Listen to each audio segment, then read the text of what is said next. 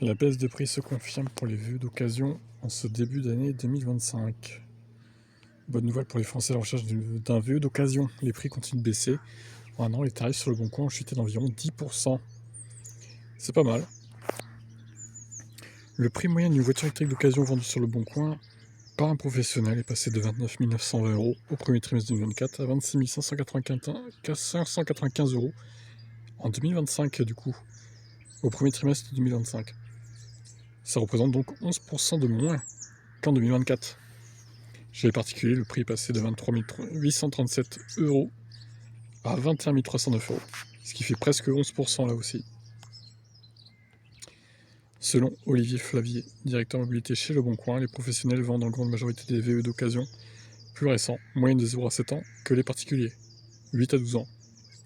Il ajoute que les professionnels ont effectué des efforts importants sur les prix des VE.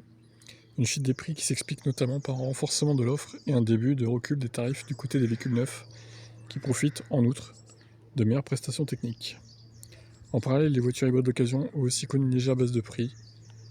Elle est toutefois beaucoup moins importante, 3,3% en moins pour les professionnels et 8,5% chez les particuliers. Très bien. Bon ben voilà. Plutôt une bonne nouvelle. C'est sûr, hein, j'avais regardé l'autre fois les annonces, ouais, ça se voit que ça baisse quand même. Maintenant, à voir à quel point ça va continuer à baisser. C'est-à-dire que, bon, au bout d'un moment, il va plus rester beaucoup de vieilles Zoé, etc. Parce que déjà, de 1, elles vont être invendables. Donc, soit il va falloir vraiment casser les prix encore un peu plus, soit elles vont rester sur le carreau, quoi. Hein, tout simplement, elles vont pas partir. Parce que qui voudrait d'une Zoé avec location de batterie en plus, même si maintenant on peut la racheter la batterie, mais c'est un peu galère, quoi.